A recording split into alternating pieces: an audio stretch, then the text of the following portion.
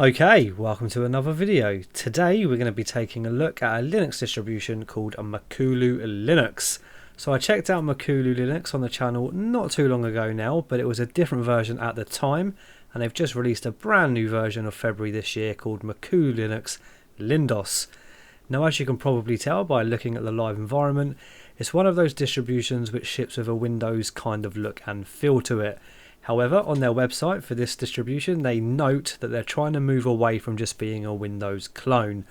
So we'll check that out once we are fully installed. Before I load the installer, there's a couple of different ISOs that you can choose from. They have a bare bones build with the ISO around about 2 GB, and then a complete build where the ISO is a bit larger at 3.2 GB, and is the version we're going to be taking a look at today. So with that being said, we're going to load the installer, install it natively onto the main desktop here, and take a little look around. So we're going to double click Live Installer. Okay, we recommend you first set your mirror location for the base focal server. So the password, if we need it, is a Makulu. So we're going to go down and set the download server location. Continue. Okay, so the one it wants us to change is the focal repo here. So we're going to change that to the closest one to us and let it do the little speed test, and then choose the fastest one, and it will rank it in order of speed. So at the moment, the fastest one that we've got so far is 8 MBS, which is the one we're probably going to go ahead and be using. It does look that way. Okay, so we're going to press apply, and we're going to press OK. That's now going to update the cache, and then once that's done, we can then go in and launch the installer. Okay, that's finished. Let's close that off and then go to start installation. Okay, and here we are. So the installer it's using is the Calamares installer. So by default, it's got the American English. We want to switch that to British English right there and go to the next step. Europe London is the place to be, kind of. And then we have English UK already selected, and let's just test our keyboard to make sure it's all working as it should and go to the next step. Okay, so here is how we're going to partition our disks. Now we are going to be using this drive, so let's drop it down one to the Drevo X1 SSD. So we can either do a replace partition, an erase disk, or a manual partitioning and set the mount points ourselves. We're going to do the one in the middle here and let the installer create the partitions for us. Okay, I'm a little... I would have liked if it gave us the option to sort of manually select how we're going to do our swap with either Hibernate, no swap, or swap to file. However, it has created us a swap file of 34.5 GB. The reason why that's so large is because our RAM that's currently installed on this computer is 32 GB, so we might even be able to get some Hibernate action going. We'll check that out once we're fully installed. We then have our root partition, which is using the ext4 file system, and then of course we have our EFI partition. Next up, we're going to do our user account, and we're just going to call this one a Lindoz. Type in our password, and as per usual, I'm going to log in automatically and use the same password for the administrator account. So that should be everything. Let's just check the summary to make sure we've made no silly little mistakes, and we should be good to go. So I'm going to pause the video here and come back once it's finished. Right, so the installation has complete. So what we're going to do now is reboot and check out our freshly installed MakuluLinux desktop. Right, so here we are. Now first things first, it's loaded up the MakuluLinux Setup Manager. So this is your first boot, and as such we recommend that you set up your desktop with your preferred settings. On the left is a menu, and we highly recommend you go through each tab and set your preferred settings. We also highly recommend that you set up a daily, weekly snapshot of your system to secure it against unsafe packages and updates. Now I'm going to imagine what it's going to be using for the snapshots is Timeshift with rsync. So I'm not going to worry about this Steam installer because we're not going to be running Steam in today's video. So I'm just going to close that, and we're going to go through this setup manager. So first things first, we don't really need to do anything with the network because we are going to be using Ethernet, so we can just go straight to the updates. Please make sure your internet is connected before proceeding. So click check for updates. Once you are done with this process, you can continue with the next steps. So let's see what we've got to grab. Okay, so there is a fair bit to get there. So we've got Google Chrome, Core Control, and a few other packages there as well. And it totals 122.4 MB. So what I'm going to do is pause the video and come back once this is fully up to date. Okay, so we're all up to date, and we can continue with the next step, which is drivers. Now I don't really need to worry about that, but we'll quickly show you what the driver manager looks like. If you've used Ubuntu or anything like that, you're probably used to the driver manager here. lets you know about proprietary drivers, etc. So it's just updated the cache, and it should now disappear and then open up the driver manager. There we go. So as you can see, we have no proprietary drivers in use. Next up, we have security. So it's time to make sure your system is secured. Please click on the Setup Firewall button to open up the firewall settings. Now I'm going to imagine it's the standard kind of firewall stuff that we'll be used to if we've used Linux for any time at all, and there we go, it is indeed. So of course we have our different profiles here, so we have home, public and office, and it's on home and it's currently running, and of course we can set the incoming and outgoing with deny, allow, and here are your rules, report, log and all of that good stuff. Next up we have backup. So let's set up your snapshots with the backup manager. This will allow you to take snapshots of your system like a restore point. So again, it's using very sort of Windows-esque terminology. So we're going to go ahead and press snapshot manager, and I'm going to imagine this is going to open up timeshift. There we go. So we're going to run through the wizard, but I won't record the whole time it takes to do the first snapshot because it might take a couple of minutes. So we're on rsync, so we're going to go next. Estimating system size. It shouldn't take too long on this part. Okay, and here we go. So we're just going to go and run through it straight away with next, and we're going to leave it on the daily, and that'll do daily snapshots and finish. Right, so we're going to create our first system snapshot, or as they like to call it, a restore point. Now it's going to take roughly 2 minutes or so, so I'm going to pause the video here and then we'll come back once that's finished. Okay, so it's now complete and it's created our first snapshot, and of course we can roll back or restore that snapshot in case anything goes wrong or breaks by clicking it and then pressing restore and then doing a little reboot. So we can close that now and go to the next step. So that was backup. Last but not least, we have accounts. So let's set up some online accounts with the account manager. Now I'm going to go out on a limb here and say it's probably just GNOME online accounts, but let's have a little look. It is indeed. So here's a GNOME online accounts where you can set up things like Google Drive, Microsoft Exchange, all from within your online accounts. Very handy little thing from GNOME. So let's close that, and I think that's pretty much everything there, as well as you can also hit the donate button if you feel like contributing, if this is a distribution you like. Okay, so let's start taking a look at how this desktop's set up. So of course it is the Cinnamon desktop environment, which is what you've got to achieve this Windows kind of look and feel. Now in the top left we have a few desktop icons, and we have one called Makulu Portal. Let's quickly open this up. So here are some quick links to important places for MakuluLinux users. So this is just giving you quick links to their website, social media accounts and all of that good stuff. So we're not too worried about that. Let's close that. And then we have a little sort of widget or applet on our desktop here which tells us the time, gives us some system information, and while we're here we can see the kernel that we are using is kernel 5.8.0-41 generic. Now it does have some weather information, but we'd need to actually configure that with our location for it to give us the weather. We then have some important news headlines, important being a subjective word there. So we've got MakuluLinux Lindoz 2021 has been released, as we know because we are currently running it. And then at the bottom we have some interesting quotes which appears to be updated hourly. So the quote that we currently have is, "Where all men think alike, no one thinks very much. Walter Lippmann." There we go. Now at the bottom of the screen we have our panel, which has been set up in a kind of way that does look pretty much Windowsy to me. So of course in the left we have our application launcher. Oh okay, that's quite a nice application launcher. I don't think that's the default for Cinnamon, is it? We'll check that out in just a moment. We then have some quick launches for the desktop, GNOME software, Google Chrome, Terminal, and then our files manager, which is going to be Nemo as we are on the Cinnamon desktop environment. Now here's the kind of window theme here, very Windowsy, and these icons kind of remind me of Windows 7 type icons, not quite Windows 10. And if we jump into help and about, you can see that we are using Nemo version 4.8.2, which is a pretty decent file manager. I've come to quite enjoy Nemo. Now at the very right hand side of the panel we have a little number for the desktop that we are currently on, and I do believe this is the actual workspace switcher. It is indeed, and it looks like it's going down as opposed to sort of left and right. So let's try and go left or right. No, so I'm going to use Control Alt and go up and down and see if that changes the workspace. It does indeed, and of course the number changes corresponding with the desktop you're on. So we're currently on desktop 1, go down one, we're on desktop 2, go down on desktop 3, etc. Now it's not on a cycle, so you can't go down and then go back to 1 by pressing down again. You'll have to go all the way back up like so. Okay, and then to the left of that we have the universal access settings for accessibility. We then have our clock, we have our little volume slider for the sound settings, and then we have the wired connection there, and we have a printer little applet there, and then we have another connection there as well. So you might want to go ahead and remove one of those if you don't feel like having both of them on your panel. Now what we're going to do is run through some of these applications and see what it's got installed out of the box.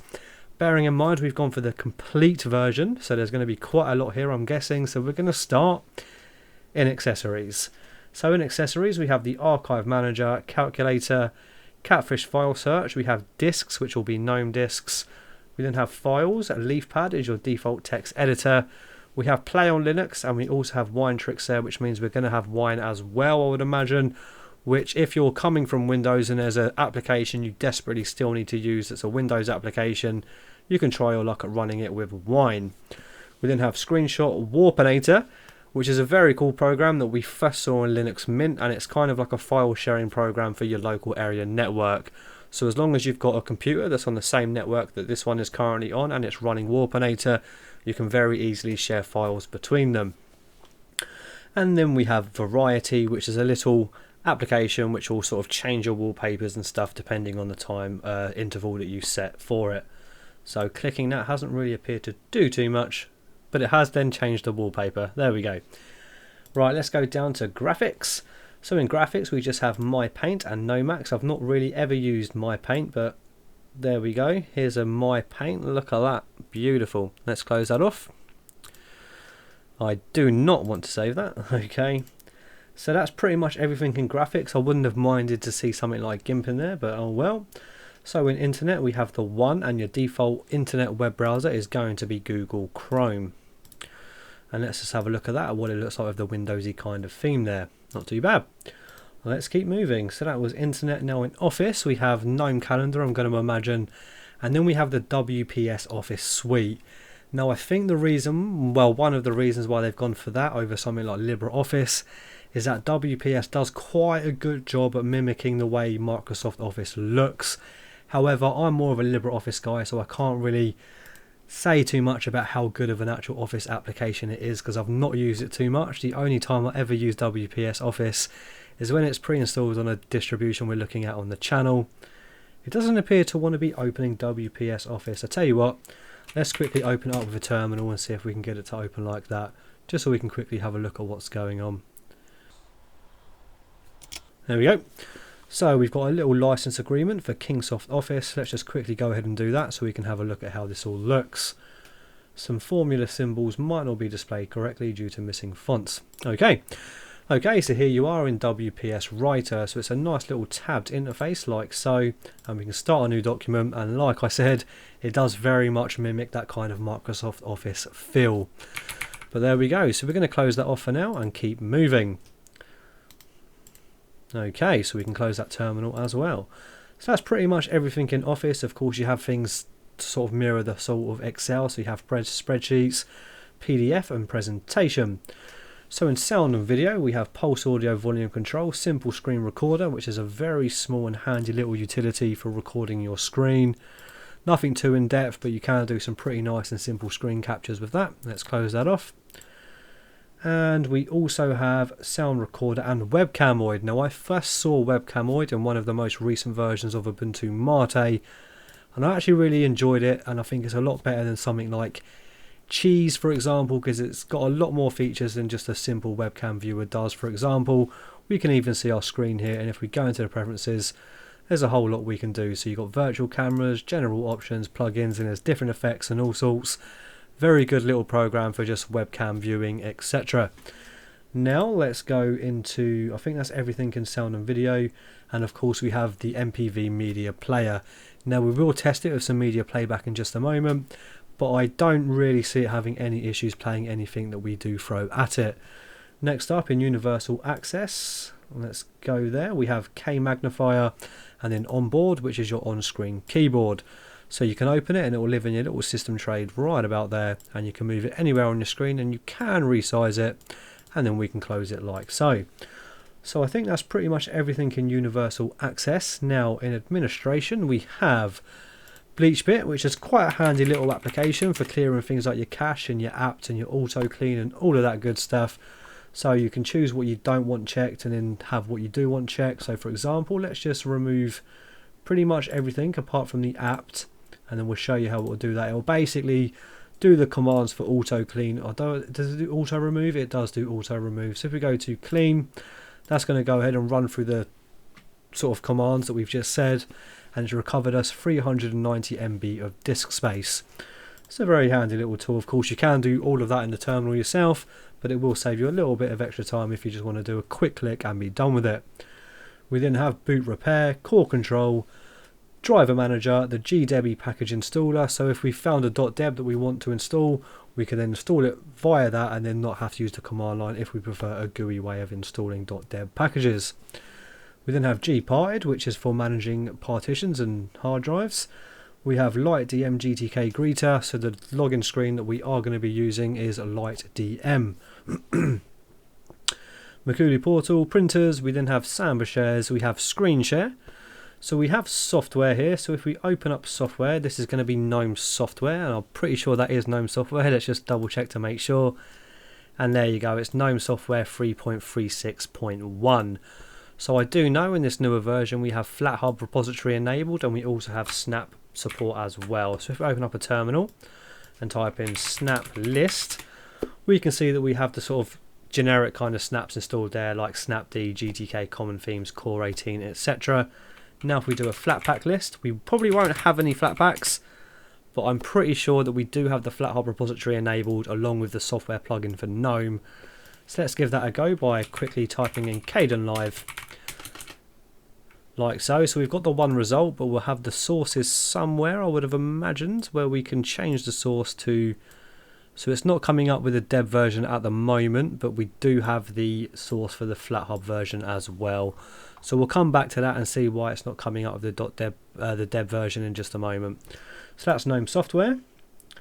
We then also have software update. Oh, okay, cool. So it's got Synaptic Package Manager as well.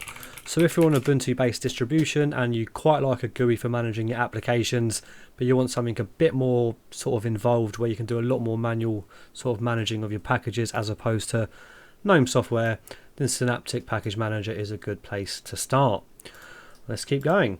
So is that pretty much everything in administration that we want to check out? Of course we have time shift, but we checked that out when we went through the setup manager. So in preferences now we have basically all of the kind of stuff that you're going to use for your desktop settings for the Cinnamon desktop environment, and we'll go through the way it's all themed with the extensions and the applets in a moment as well. Okay, so we then have favourite applications, and it's got a whole load there all ready to go. Now in games we have Steam, but we're not going to worry about Steam for now, and then in other we have GeForce Now, and WPS Office does have its own category as well as being in Office there as well. Okay, so what we're going to do now is we're going to do a quick reboot so we can see how much RAM we're using on a fresh boot, and then we'll start playing around with things and trying to install some applications. So I don't know if we have htop installed. Let's have a look. No apt package called htop. Hold on a moment, what's going on here? Let's do a quick update. Okay, so we've got some packages to upgrade as well. Let's just do a quick list and upgradable to see what we've got. Permission denied. Okay, I'll tell you what I'm going to do. I'm just going to quickly do the upgrade and then we'll come back to it, do a reboot and see how much RAM we're using on a fresh boot. Okay, so we're now all up to date and we've also installed htop. So we're going to do a quick reboot and see how much RAM this uses at a fresh boot. And then we'll do some things like check out all the theming and extensions, and then also try and install a few applications through the GNOME software. And we'll check that it's all working with the .debs as well as the Flatpaks as well. Okay, we are back. The colour palette for the font here isn't quite the best because it's quite hard to actually see what we've got there, but I can just about make it out that we're using 900 MB on a fresh reboot. So not the lightest ever, but of course this is the complete edition with quite a few additional packages installed out of the box. Now what I'm going to quickly do is just change some of the colour palette for this so we can actually see what's going on. So we're going to go into colours. Now the only colour I really want to change is this, and I'm going to change it to quite a bright green. And now if we do htop, we should then be able to see what's going on. And there is our rather large swap partition, which we will see if we can get it to hibernate with. I don't know if it's set that up out of the box though, but we'll see when we get to it. Okay, so we're going to close this off. Now we're going to jump into the applets and the extensions and see what we've got out of the box, because it doesn't appear that there's not too much going on, so there appears to be quite a lot. So in applets we have the accessibility applet, the calendar applet, the Cine menu applet. We have keyboard applet, network manager, notifications, panel launchers, power manager, printers, removable drives, show desktop, sound, spacer, system tray and Windows list, and then we have the workspace grid 2D and switcher, which is this little bad boy right about here. We then have the XApp status applet, and we have, that's about it that we've got currently enabled. So that was the applets. Let's check out the theming now. So we're going to go on to themes, and we're in the system settings, so we're going to jump straight into themes. So here is our theme manager. We have 3 out of the box, so we have one that looks more like a classic Windowsy kind of vibe. We have the one that we are currently using, and then we have one that looks more like Windows 10. Before we switch them over, I just want to see if we can, in fact, let's do it now. So we're going to start with this one here. And there we go, so it's changed it instantly. There was no waiting around, and now we've got that Windows Classic or XP kind of a vibe, and also changed our icons there. So we've got the old school looking rubbish bin as well as our home folder. So let's see what our application launcher looks like. Okay, not too bad actually. I don't quite like the way the categories look though, but let's keep going. So we have one more to take a look at, which is this one here, which is like a Windows 10 kind of vibe. And there we go. Maybe it's not. Maybe it's Windows 7 but with a dark arrow kind of theme there. So it's changed it to a dark theme. And let's have a look at our application launcher. Nice. I think that's the best one so far that we've looked at. It's got a nice bit of transparency and it's got a dark little theme behind it. Let's open up our home folder and see what that looks like with this new theme. Okay, I think this is probably my favourite theme out of all of them. Again, I'm not much of a Windows theme kind of guy, but if I had to choose out of the 3 that we are currently using, that we have installed, it would probably be this one here with the dark theme. And of course we can drag and drop our applications to any side of the screen to do Windows snapping or splitting. Let's just try that with GNOME software. There we go. Right, now that we are in GNOME software, let's attempt to do the Kdenlive again and see that now we've done the update, whether it does actually search for the packages that we expect to be there. And there we go. So as you can see now, we have the option for source, and we can change it from the FlatHub to the .deb there using MakuluLinux. So I'm going to install it using the FlatHub. So let's go ahead and do that, and I'm going to pause the video here while this is finishing, and we'll be back in just a moment. Okay, so Kdenlive has installed without any issues. Now I did have to do a quick reboot because after installing it wasn't appearing in our application launcher, but that often happens the first time you use Flatpak to install an application, and after the reboot it's appearing in our application launcher as you would expect. Now before I wrap things up, I do want to quickly test out Hibernation because it's made us a large swap, and I don't see why it makes such a large swap partition if it hasn't also done the work to set up Hibernation as well.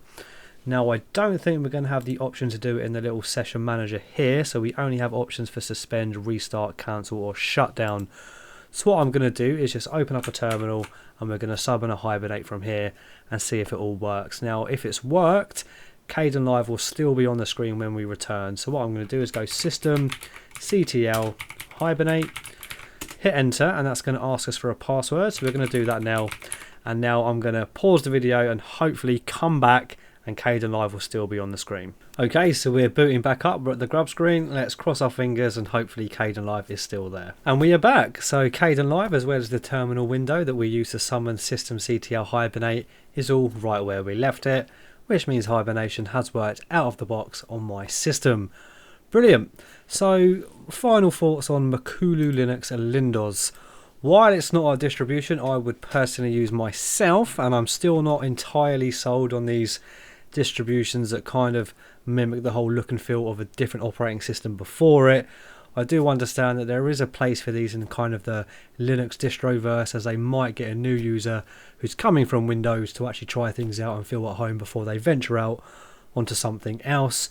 And overall everything has pretty much worked as you would expect it, so I don't have any real complaints besides from me not being a massive fan of Windowsy kind of clones. Thank you for watching. If you've enjoyed this video, please subscribe and also join the Discord. There's a link in the description. I'll see you on the next one. Bye bye.